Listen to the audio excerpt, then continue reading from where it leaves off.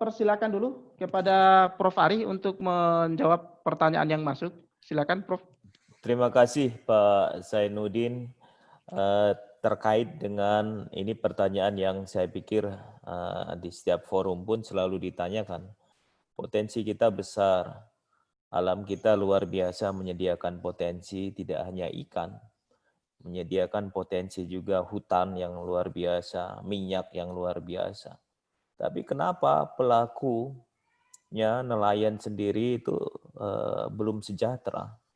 Tadi itu kita masih menganut sistem ekonomi kapitalis. Dan nelayan itu lebih bersifat sebagian besar nelayan buruh. Dia bukan nelayan pemilik usaha.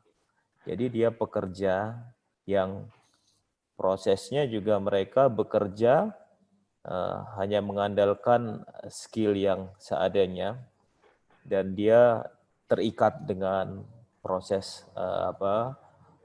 hubungan antara pemilik dengan jadi semacam hubungan, bukan hubungan yang saling menguntungkan, tetapi mungkin hubungan sama dengan rentenir itu. Jadi dia meminjam modal, ataupun dia dimodalin dulu dan akhirnya dibayar dengan ikan. Dan harga ikan tersebut ditentukan oleh pemilik modal.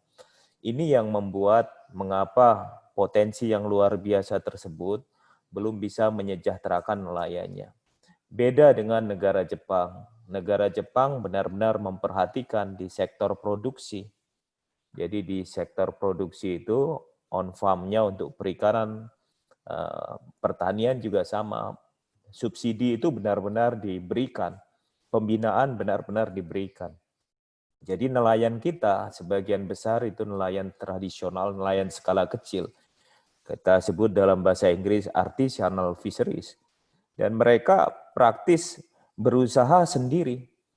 Kalaupun dibilang ada penyuluh perikanan juga belum menyentuh, belum ada pembinaan.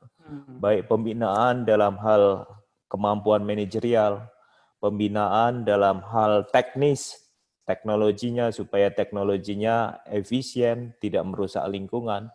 Itu sama saja dibiarkan begitu saja.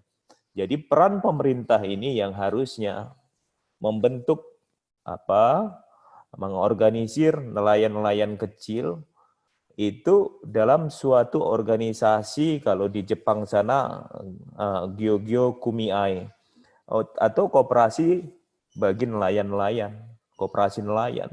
Diatur di situ, mereka juga bahkan bayarnya sudah pakai ATM, nggak pernah mereka ngurus. Koperasi itu benar-benar koperasi yang mengurus.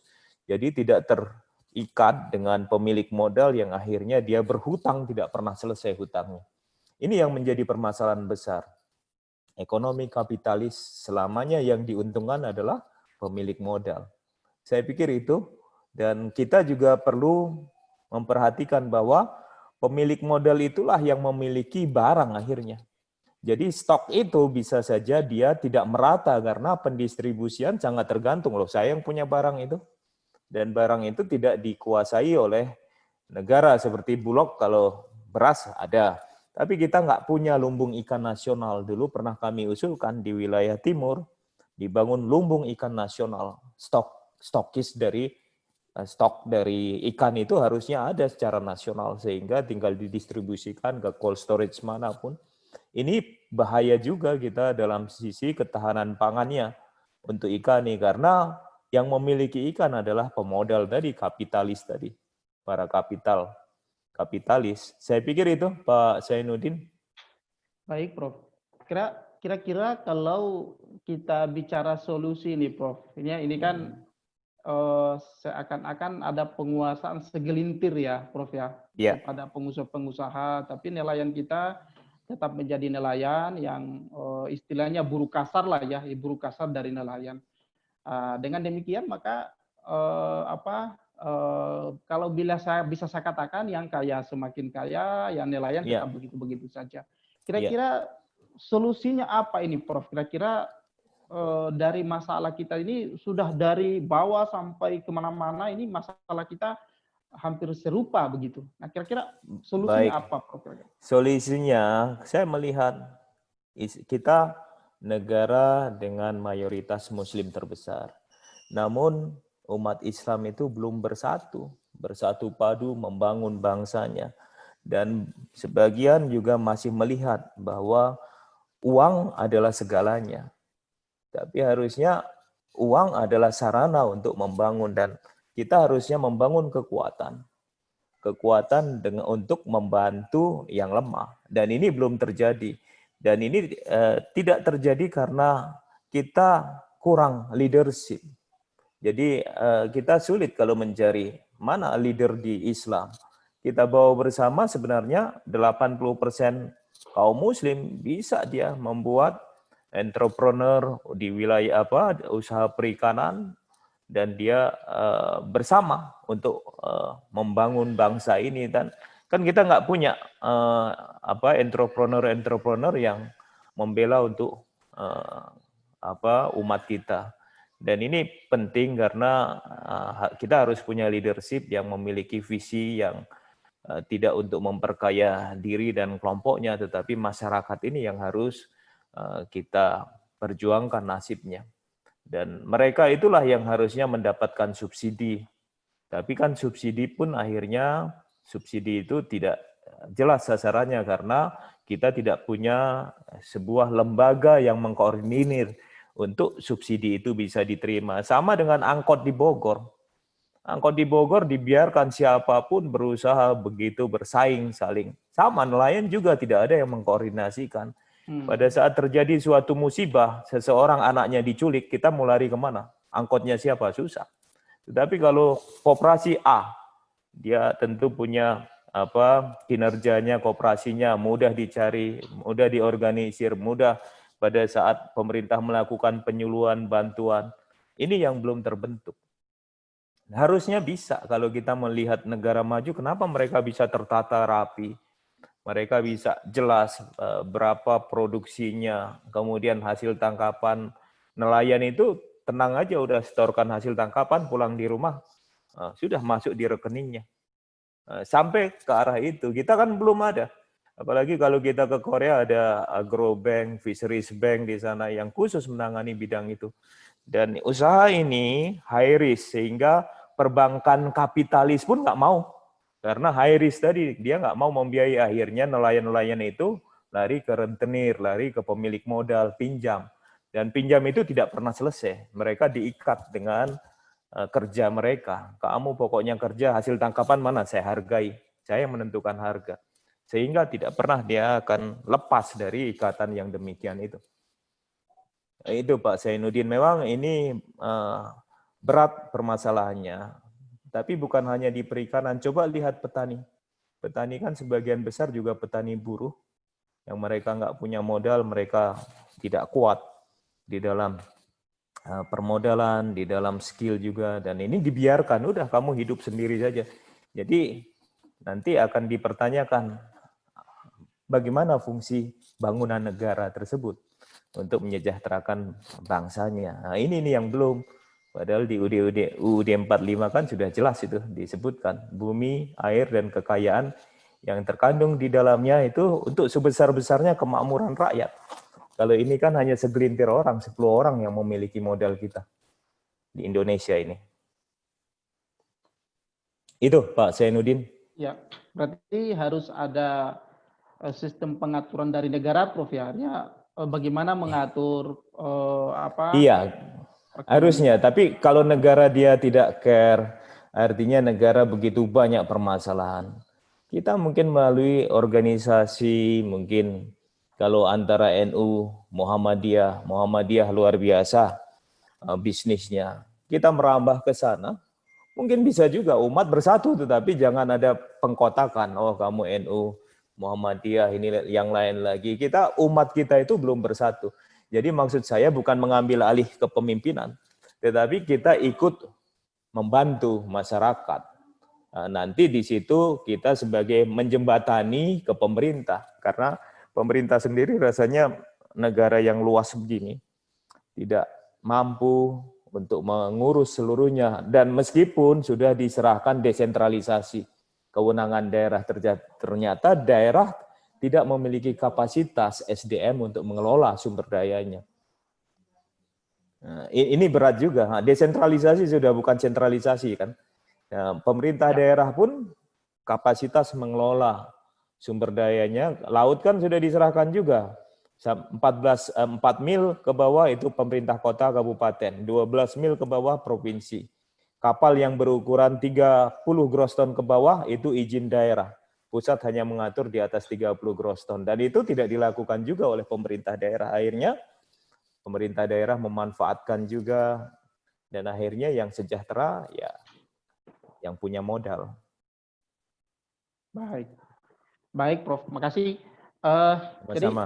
Jadi memang seakan-akan kita dibiarkan hidup sendiri-sendiri ya, mencari nafas. Iya, siapa yang kuat ya survival of the fittest kalau boleh, seperti saat menghadapi corona ini.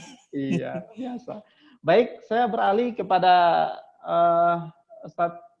kepada Dr. Epitaf. Baik, sesuai arahan host, saya harus melangkah kepada pemateri kita yang ketiga. Baik, sesuai dengan apa yang telah dipaparkan dan dijelaskan oleh Prof. Ari Purbianto tadi, bahwa sekarang perekonomian itu kita diberikan kemandirian masing-masing. Silakan mau hidup, mau mati juga. Mungkin kasarnya begitu ya. Alhamdulillah. Artinya kita sekarang diberikan sendiri-sendiri gitu untuk berusaha dan sebagainya. Baik. Untuk Dr. Epi Taufik, nah sekarang kan kita sebagaimana dijelaskan tadi bahwa undang-undang pangan kita ternyata sudah ada terkait dengan ketahanan pangan kita. Kemudian di sisi lain sumber daya alam kita juga sudah melimpah, kan? Di negeri ini sudah melimpah luar biasa. Nah, kira-kira bagaimana gitu kan? Masalahnya di mana dan apa yang harus kita lakukan? Mungkin bisa dihubungkan dengan materi dari apa yang telah dijelaskan terakhir oleh Prof. Ari tadi. Silakan, Dr. Epi. Oh, ini pertanyaan berbeda dengan yang tadi ya? Atau sekalian saya jadi jawab? Sekalian. Baik, terima kasih Pak Zainuddin. Pertama begini, jadi sekali lagi saya katakan dalam Islam itu ada perkara-perkara yang disebutnya hadoroh ya dan madaniyah. Jadi Islam itu tidak menutup diri. Itulah yang Nabi katakan dulu, antum a'lamu bi umuri dunyakum. Engkau lebih tahu urusan duniamu ketika melihat sahabat yang sedang menyerbukan ya buah kurma, ya kan? Jadi aspek-aspek madaniyah adalah aspek-aspek teknologi, ya, teknologis, praktis, teknokratik, ya, yang tidak ada kaitan dengan akidah. Maka itu kita dibebaskan mau belajar kepada siapapun. Ya, Urbanus itu seorang Kristen Ortodok, tapi mau dibayar Sultan Al-Fatih untuk membuat meriam terbesar di dunia saat itu. Dan Urbanus mau, bersedia, padahal tahu tuh bahwa meriam itu akan ditujukan ke Benteng Konstantinopel, ya, yang notabene itu ibu kota Romawi Timur, yang saat itu tentu disebutnya ibu kota Nasrani Timur, ya, karena kalau Barat itu Roma yang Katolik. Nah, karena saat itu Urbanus satu-satunya ahli dan ini itu tidak masalah. Jadi Prof. Ari, saya, Prof. Bustanu kan belajar ke Jepang, ke Jerman. Pembimbing saya di Jerman itu orang ateis, ngaku ke saya bilang nggak masalah. Saya kan belajar ilmu susu sama kamu, bukan belajar ateis. Itu urusan Anda dengan Tuhan suatu saat nanti. Jadi dalam Islam, perkara-perkara yang tadi Prof. Bustanu dan Prof. Ari katakan, terutama Prof. Bustanu ya, itu walaupun beliau bilang, nah ini sekuler, tidak ya. Kalau hal-hal teknis, khususnya dalam ilmu ekonomi, nah itu harus dibedakan antara sistem ekonomi dengan ilmu ekonomi. Nah kalau ilmu ekonomi ya, bagaimana meningkatkan produktivitas, bagaimana seperti di Jepang itu kan ada sistem Kaizen ya, ada Toyota Way misalnya, di Eropa seperti apa, tidak masalah. Tadi kan hitung-hitungan teknis sekali dari Prof. Bustanu. Nah pertanyaannya kan tadi lahan pertanian kok menurun terus kan, tadi disampaikan Prof. Bustanu. Nah pertanyaannya solusinya bagaimana? Nah itu sudah sistem nanti. Tadi saya katakan dalam Islam ada konsep Ihyaul Mawat, ya, menghidupkan tanah mati, serta adanya hukum 3 tahun berturut-turut menelantarkan lahan, walaupun itu lahan milik pribadi, maka negara bisa menyitanya dan memberikannya dengan percuma kepada siapapun yang mau mengolahnya. Nanti yang disuruh mengolah itu menelantarkan lagi, ya diambil lagi. Gitu. Nah pertanyaannya itu kan hukum terkait sistem, terkait bangunan hukum, filosofi negara, ya kan, sumber hukum. Nah jadi kalau ditanya apakah mungkin, ya kita sudah tahu jawabannya sendiri kan. Nah tinggal kita secara tadi akademis menilai mau sistem apa yang kita terapkan. Sama tadi regenerasi petani, ya kan, peternak misalnya, itu semua akan terkait lahan dan semua akan melihat apakah itu menarik. Jadi kadang saya berpikir ya, baik saya melihat di Jepang, di Jerman, di Eropa, karena Uni Eropa sekarang hukumnya sama. Itu kita itu lebih kapitalis dari negara yang asal kapitalis sendiri. Di Uni Eropa itu subsidi pangan besar. Sapi, yang punya sapi aja dikasih 20 euro ya per hari. Belum subsidi pangan. Nah, jika ada ini apa namanya? Itu ada gejolak harga, itu Uni Eropa akan intervensi. Pertama, membeli produk-produk pertanian petani, termasuk susu nih. Kasus terakhir kan peternak susu di Perancis membuang susunya tuh karena terlalu murah. Sementara jadi konsumen atau produsen yang dibela kan. Nah ketika itu terjadi tadi mereka nggak menetapkan harga, itu kan malah mengikuti hadis Rasulullah bahwa tasir itu dilarang ya. Tapi dilakukan menyeimbangkan supply demand. Caranya itu beberapa barang itu ditarik disimpan di gudang negara. Nah nanti ketika kemudian kesetimbangan supply demand mulai normal, negara akan mengeluarkan cadangannya itu tadi dengan cara melelang kepada siapa yang mau beli. Nah tadi Prof. Ari katakan di kita kebalik, beras dikuasai 6 orang saja tuh. Jadi gudang negara kalah dengan gudang pemilik modal itu. Ya. Jadi kita ini kadang-kadang berpikir loh, kita kok lebih kapitalis dari negara kapitalis. Nah,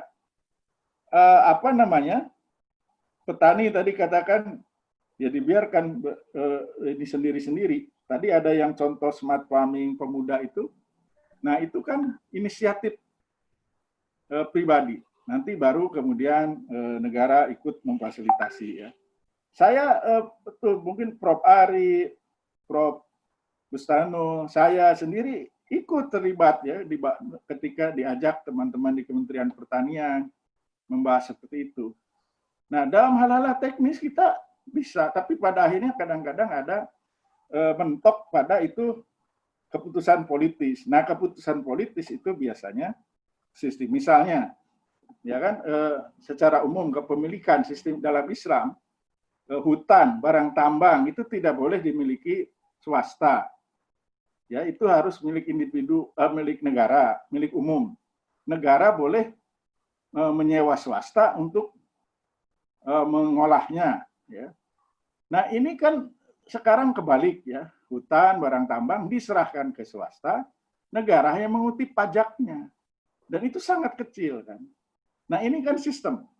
Dalam sistem ekonomi kapitalis memang itu boleh, tapi dalam sistem Islam mekanismenya tidak seperti itu. Jadi ini kan kembali.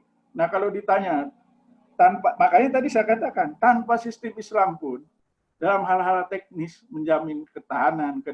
Nah itu yang disebut Prof. Bustanu turunannya ya, itu kan istilah belakangan tuh, ada kemandirian dan kedaulatan pangan. Tadi kan saya katakan memang kalau ketahanan pangan asal ada dan terakses, affordability, availability ya kan, accessibility. Dari mana bahan pangannya nggak masalah. tadi yang disampaikan Prof.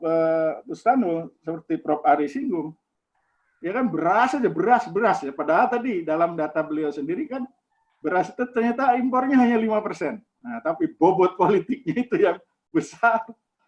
Sementara gula 70%, susu 81%, tapi ini nggak pernah ada yang ribut karena susu mungkin bukan makanan pokok. Sehingga kalau tidak ada susu di Indonesia itu mungkin tidak akan goyah gitu kan ketahanan pangan, karena lapar, orang lapar karena beras makanan pokok dengan lapar karena susu kan lain. Makanya bobot politiknya makanan pokok itu sangat besar dalam konteks ketahanan, kemandirian dan kedaulatan pangan.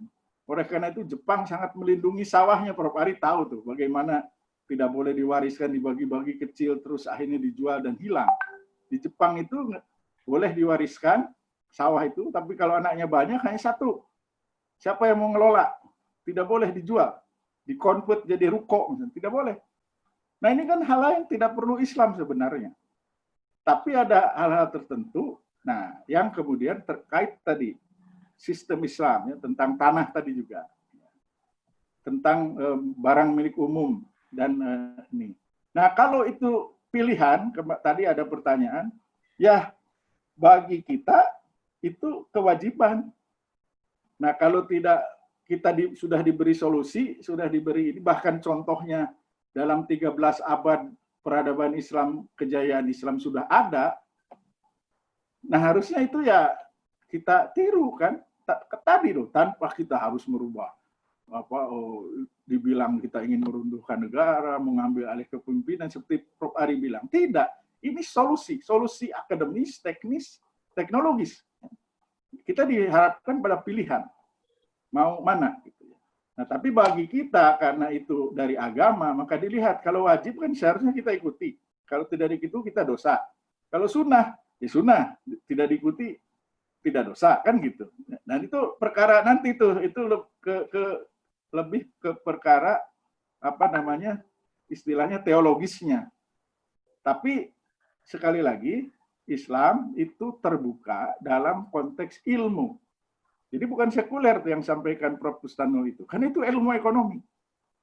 Nah kalau sudah sistem tentang pengaturan kepemilikan, tentang tadi menghidupkan tanah mati, ya, nah itu sudah ke sistem terkait ideologi. Ya kalau di kapitalis kan seseorang beli pulau boleh kalau punya duit. Nah kalau dalam Islam nggak boleh. Gitu. Jadi itu contohnya. Nah saya kira secara ini begitu ya. Nah, makanya Saudi begitu takut diembargo beras, dia buka sawah di Sudan sama di Ethiopia. Yang buka sawahnya swasta, tapi diberi fasilitas modal oleh negara. Saudi, negara tandus itu, kira-kira 90 kilo dari ibu kota Riyadh, itu punya peternakan sapi perah terbesar di dunia. Jadi kita impor 80% susu, ya ini bidang saya. Saudi sudah swasembada susu. Satu peternakan punya satu perusahaan, itu 135.000 sapi perah. Sementara Indonesia hanya 226.000. Dan itu peternak kecil, 3-4 ekor. Makanya sampai sekarang impor. Tapi itu bukan bahan pokok, ya makanya tidak ini. Tapi maksud saya, kembali, ini kebijakan, ada aspek filosofis, ada aspek ini. Kalau pemerintah, tadi di undang-undang kan pemerintah wajib. Tidak boleh lagi main-main, kata Prof. Bustanu Arifin. Nah sekarang, tadi Prof. Ari juga bilang, pernahkah ada yang melaksanakan pasal fakir miskin dan anak terlantar dipelihara negara? Atau pasal 33 tadi.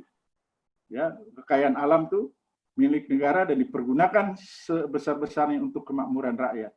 Jika ada administration, ya kalau dalam istilah orang Amerika ada Bush administration, ya bahasa ininya rezim lah, rezim pemerintahan yang kemudian tidak menerapkan itu, adakah hukumannya? Adakah konsekuensinya selama ini? Pertanyaannya kan itu. Nah kalau dalam Islam ada, gitu, ada mekanisme pertanggungjawaban. Tidak hanya di dunia, tapi juga di akhirat, karena akan diminta pertanggungjawaban oleh Allah. Nah itulah yang ditakutkan oleh para pemimpin dahulu, sehingga mereka berupaya memenuhi semua yang menjadi kewajiban. Selebihnya itu di luar kewajiban, tadi Islam mewajibkan negara memenuhi kebutuhan pokok kan, termasuk pangan. Di luar itu yang luxury itu negara tidak wajib, itu baru diserahkan ke mekanisme pasar, ke siapa yang mau punya, yang mampu beli silahkan. Di negara hanya menjalankan yang wajib, kewajiban-kewajiban. Saya kira itu. Terima kasih. Baik, makasih nih atas jawaban-jawabannya, luar biasa. Ini mungkin masih ada satu pertanyaan mungkin belum dijawab, Pak Dr. Epi. Tadi ada pertanyaan dari peserta, apakah bisa sekarang ini konsep yang bagus tadi itu diterapkan sekarang? Mungkin belum semuanya, tapi dicicil lah istilahnya, mungkin sedikit demi sedikit, mungkin begitu. Mungkin ada jawaban, silakan. Ya, kembali tadi saya sendiri, misalnya Prof. Ari, Prof. Bustano kan sering banyak diminta ketika ada peraturan menteri atau keputusan dirjen yang ingin dibuat, seringkali diundang kan untuk memberikan pendapat. Tapi kadang-kadang akhirnya itu keputusan politis, ya kan? Kita hanya dipanggil sebagai narasumber atau tim ahli. Jadi ini kembali kepada keputusan politis. Makanya tadi saya katakan, nah keputusan politis berarti kan ada kewenangan di para pejabat publik. Ada yang memang itu dalam kewenangan menteri, berarti misalnya peraturan menteri, keputusan menteri, atau keputusan dirjen, SK dirjen. Ada yang berupa peraturan pemerintah, ya. Ada yang berupa undang-undang, harus disepakati pemerintah dengan DPR. Nah ini kembali, mereka yang saat ini diberi amanah untuk mengurusi urusan kita ini mau memilih mana. Nah ini sudah rahasia umum, banyak kepentingan, ya kan? Banyak kepentingan, dan itu kadang istilahnya kan ada pasal titipan lah, inilah, ya. Itu sudah rahasia umum. Nah kan akhirnya kembali, apalagi mereka sebenarnya muslim, mereka tahu bahwa semua ucapan tindakan mereka juga akan dimintai pertanggungjawaban kelak di akhirat gitu. Nah ini kembali ke pilihan. Jadi walaupun kami misalnya sudah menyarankan ini dan itu, ya kalau apakah bisa? Bisa kalau mau. Ya kan, kalau mau. Jadi tadi saya katakan Islam mengharamkan riba. Di Jepang bunga bank itu minus. Minus, ya kan? Coba. Mungkin para ahli ekonomi Jepang tahu kalau duit numpuk di bank tidak produktif, yang kaya tambah kaya dari bunga bank, sektor real tidak bergerak. Akhirnya ditetapkan bunga bank itu negatif. Akhirnya kan banyak orang Jepang tuh mencari peluang, termasuk ke luar negeri, untuk memutarkan uangnya. Kan gitu. Itu kan pilihan. Nah, itu pilihan politis. Jadi kalau ditanya bisa, bisa. Termasuk tadi, katakanlah turunan-turunan teknis hukum Islam. Termasuk hukum Islamnya juga kalau mau jadi pilihan, ya kan. Tapi kan harus disepakati. Gitu. Saat ini, kalau ingin saat ini diterapkan, ya disepakati sesuai kewenangannya. Kalau ada menteri yang berani mengeluarkan permen yang sesuai syariat Islam misalnya, ya silakan gitu. Nah, masalahnya kemudian apakah itu tidak melanggar dalam konteks tata negara, itu urusan lain tuh. Tapi kalau disebut bisa diadopsi misalnya dan sebagainya, bisa. Tapi pelaksanaannya kembali ke tadi, pejabat publik, ya, keberaniannya, kepeduliannya, dan kepada sistem, ya. Dan sebenarnya kan banyak syariat Islam yang diadopsi, pernikahan, ya kan, kemudian waris. Nah, mengapa tidak misalnya dalam aspek ekonomi, ya kan? Nah, apakah bisa sedikit-sedikit? Ya kembali, sekali lagi, kalau yang teknis, praktis, bisa saja. Itu pun kembali kepada keberanian, ya, si pejabat publik itu atau penerimaan dari unsur politik di DPR dan pemerintah. Ya, kalau karena kita tahu misalnya Brunei juga bukan sepenuhnya negara Islam, ya kan? Dia juga dalam ekonomi sebagian besar masih ini. Tapi ada figur sultan yang kemudian misalnya menerapkan untuk potong tangan atau bahkan hukuman mati untuk koruptor. Nah itu kan kembali ke sistem politik. Tapi nah kalau bicara secara hukum Islam itu boleh tidak, tentu itu pembahasan lain, ya, karena itu menyangkut sistem. Nah kalau sistem itu kayak sepeda sistem. Kalau diambil rantainya, apakah sepedanya bisa bergerak? Nah, tidak kan. Di sistem itu harus utuh. Semua unsur ada di dalamnya. Baru dia akan berjalan dengan baik. Kecuali itu ada inspirasi hal teknis. Itu bisa saja. Tapi tentu tidak akan mengantarkan pada hasil yang maksimal. Nah pertanyaannya gini loh, kalau sistem kapitalisme saja kita adopsi, yang itu notabene bukan dari Islam, mengapa kita tidak atau dianggap ada semacam kesulitan, ya, halangan mengadopsi dari Islam? Yang itu notabene agama kita sendiri, yang kata Prof. Ari tadi, mayoritas kita ini 80% lebih Islam. Kenapa ada ketakutan? Kenapa ada keengganan? Bahkan sekarang kan sistem ekonomi, sistem pemerintahan kita, ini kan kita adopsi dari Jean-Jacques Rousseau, dari Montesquieu, dari John Quincy Adams. Itu kita terima dengan rela dan tidak ada masalah. Nah, kenapa kita tidak kemudian ketika dalam Islam ada contoh-contoh dan dirasa lebih baik, kenapa kita tidak adopsi juga? Apa salahnya? Apalagi kita ini umat Islam. Terima kasih. Baik, kalau tidak ada, karena waktu kita sebenarnya sudah habis, tapi kalau masih ada sebenarnya saya bisa kasih kesempatan 2-3 menit untuk menyampaikan pertanyaan. Kalau tidak ada, saya kira kita cukupkan ya. Saya minta dari Prof. Ari, dari ketiga materi kita, Dr. Epi Taufik dan Prof. Bustanul Arifin, kalau sudah nyambung sebentar, closing statement-nya terkait dengan acara kita hari ini, bahwa kita saat ini telah menghadapi banyak masalah. Ada COVID, kemudian ketahanan pangan lagi, dan macam-macamnya. Nah, tentunya masalah kita semakin banyak ke depannya. Mudah-mudahan setelah bulan ini atau bulan depan kita terlepas dari masalah ini. Baik, saya persilakan kepada ketiga pemateri kita untuk menyampaikan closing statement-nya. Silakan, mungkin 3 menit masing-masing. Silakan Prof. Prof. Ari dulu mungkin. Silakan Prof.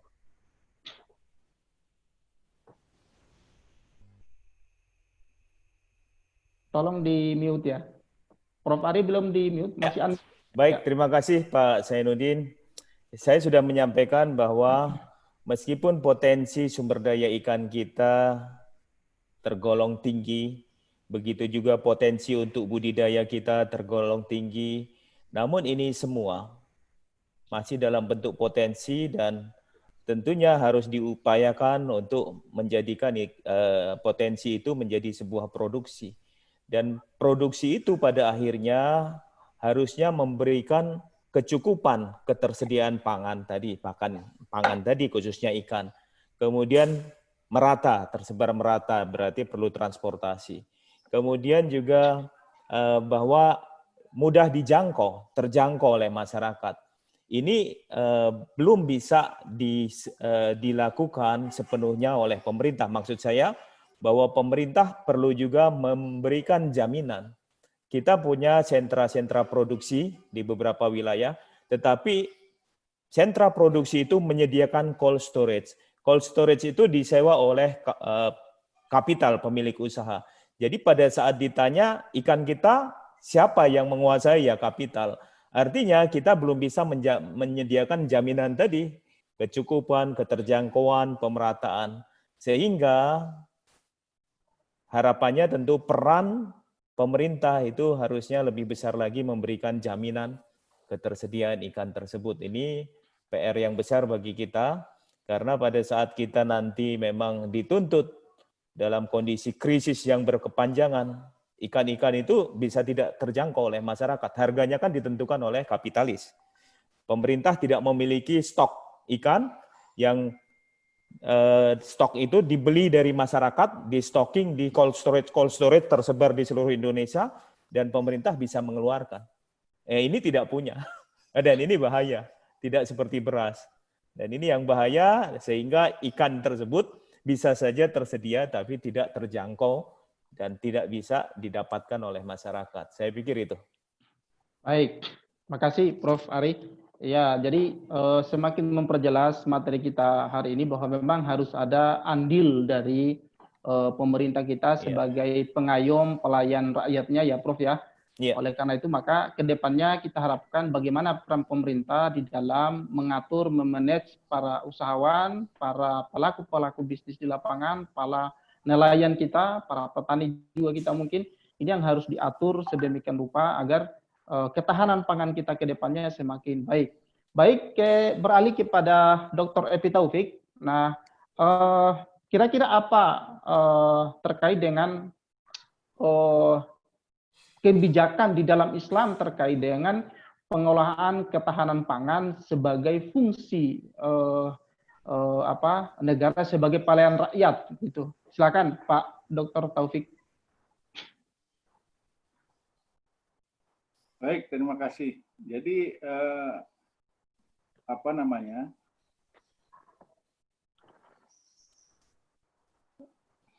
kalau kita ingat bahkan kisah Nabi Yusuf ya, beliau kan bermimpi kekeringan itu ya di Mesir. Nah itu 7 tahun hujan, 7 tahun kering.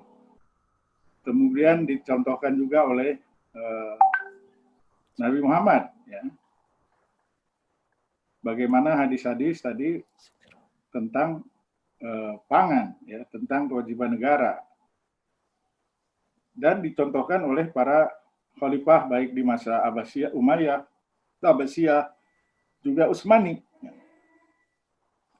Nah, jadi sudah jelas dari dalil-dalil yang ada, baik Al-Quran atau hadis, tadi mengatakan adalah tugas negara. Ya, pertama menyediakan, menjamin kebutuhan setiap individu dalam hal kebutuhan pokok, ya, yaitu sandang, pangan, papan.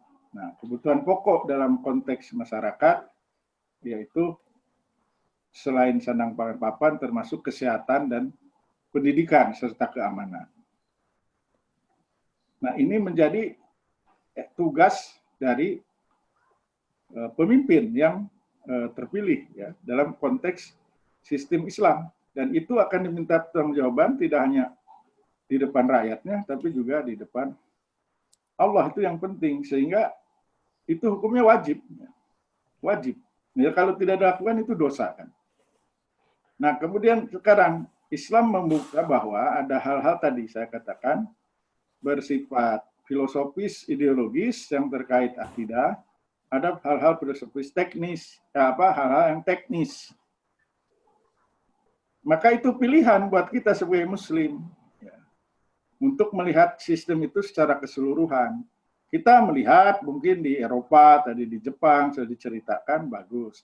Nah, tapi ketahanan pangan kan baru dari satu aspek kehidupan manusia, ya, belum aspek lain, sosial misalnya, ya, keluarga, ya, masyarakat secara umum interaksinya, ya, kita tahu bagaimana kehidupan mereka ya, yang apalagi sekarang ya, itu dari aspek sosial kan, ini lagi heboh ya, Unilever, IKEA, ada kebijakan untuk kesetaraan, tidak hanya kesetaraan gender tapi juga orientasi seksual.